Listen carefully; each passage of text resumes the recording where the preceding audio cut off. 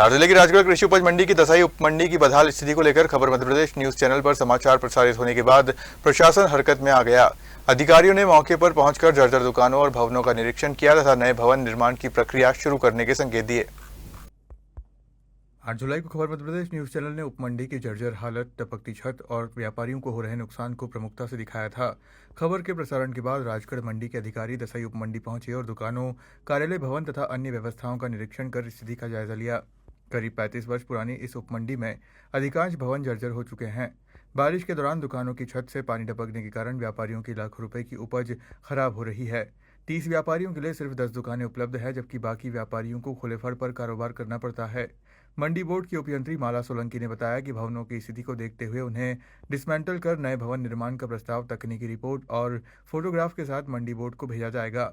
वहीं मंडी सचिव प्रकाश डागी ने कहा कि व्यापारियों की समस्याओं के समाधान के लिए आवश्यक कार्रवाई की जा रही है ताकि अगले सीजन से पहले व्यवस्थाएं बेहतर हो सके। राजगढ़ मंडी के अधीक्षक हरिशंकर जोशी ने बताया कि उपमंडी में नए तोलकांटे भी लगाए जाएंगे, जिससे किसानों और व्यापारियों को बेहतर सुविधाएं मिल सके। धार से प्रतीक सिंह राठौर की रिपोर्ट। राजगढ़ की उपमंडी दसाई 29/11/82 को इसकी स्थापना हुई थी और 90 में ये प्रारंभ हुई थी। इसके बाद हमने यहाँ कपास की मंडियाँ लगाई, निर्माण के व्यापारियों को बुलाया और व्यापार हुआ। इसके बाद ये मंडी जो है व्यापारी नहीं होने से अक्रियाशील हो गई। गत वर्ष जो है सरदार पटेल एसोसिएशन बनाया, ये हमारे पास आया, प्रस्ताव लगे कि सर हम सब्जी मंडी चालू करते हैं। हमने इनको सहमति दी, मंडी चालू हुई। हमने दुकानों के बारे में इनको स्पष्ट बोल दिया कि भाई ये दुकानें जर्जर है, मंडी के पास मंडी नीति का अभाव है और जब तक निर्माण सेल हमको नहीं बताया कि इसकी रिपेयरिंग हो सकती है कि नहीं हो सकती।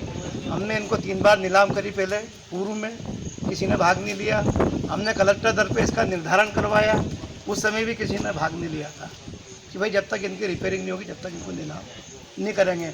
इन्हें बोला कि नहीं सर हम पल्ली ढक लेंगे, ये कर लेंगे, वो कर लेंगे। मैंने कहा देखो ये जोखिम भरी दुकानें हैं, कल से कोई घटना दुर्घटना होगी तो जवाबदारी हमारी रहेगी, इसलिए आप इनमें मत करो। फिर भी इन्होंने इनकी लोकल व्यवस्था करके अब चूँकि सब्जी मंडी प्रारंभ हो गई है, कल साहब और हम गए थे इंदौर, डीए साहब से चर्चा हुई है।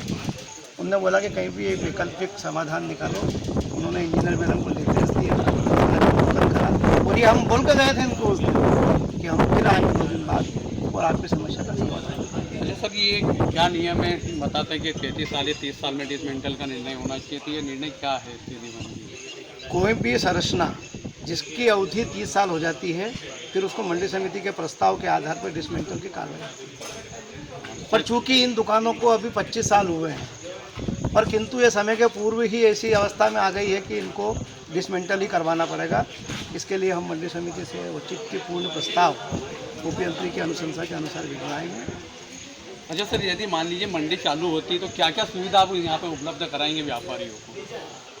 मंडी प्रारंभ होने पे हम सबसे सर्वप्रथम गार्डों की व्यवस्था करेंगे, जिससे व्यापारियों की माल की सुरक्षा हो सके। इसके अलावा जो वैकल्पिक टीन सेट की जो व्यवस्था है उसके बारे में हम इनसे सबसे चर्चा करेंगे और निकट भविष्य में क्षय वित्तीय योजना के अंतर्गत, क्योंकि भूखंड तो हम दे नहीं सकते, क्षय वित्तीय योजना के अंतर्गत इनको टीन सेट बना के देंगे।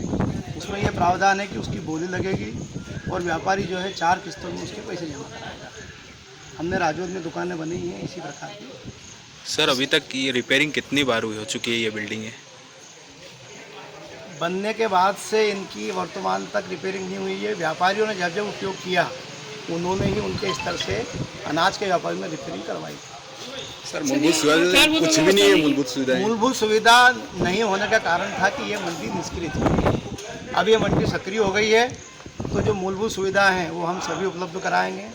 यहाँ शौचालय भी है, 3 गोदाम है। सफाई नहीं होती है सर? सफाई नहीं है, पानी नहीं है। जब मंडी लगेगी तो सफाई भी होगी, सब व्यवस्था होगी। अच्छा सर, अभी ये बता रहे हैं कि हम यहाँ पे टोल कांटा लगा रहे हैं। हाँ, तो टोल कांटे का आज की कंडीशन में क्या निष्क्रिय मंडी बंद है? क्या मतलब? मध्य प्रदेश में भारतीय किसान यूनियन ने मांग की थी कि हर मंडी प्रांगण में 10 मीट्रिक टन का कांटा लगाया जाए। सरदार पटेल संगठन ने हमको आवेदन दिया कि यहाँ 50 टन का कांटा लगाया जाए। तो फिर हमने जो है 2 प्लेट का काटा कि 10 टन पे किसानों का माल तुल जाए और बड़े कांटे पे व्यापारियों का माल तुल जाए। इसलिए ये कांटा बीओटी के आधार पर लगेगा, इसमें मंडी को कोई बाहर नहीं आएगा। ठेकेदार अपना कांटा लगाएगा, उसका भूखंड का किराया है 1,54,000 रुपये साल और 2,12,222 जो है उसकी प्रीमियम राशि। मंडी को कांटे से आय होगी किसानों और व्यापारियों की तोल को सुविधा उपलब्ध। सर वर्तमान में अभी जितने गोडाउन और जितने दुकान है अभी जो किराए पे है या नहीं है अभी?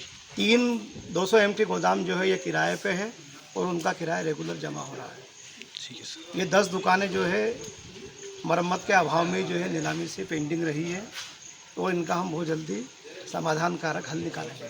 सर आपका नाम और पद बताइए। हरिशंकर जोशी, अधीक्षक मंडी राजगढ़।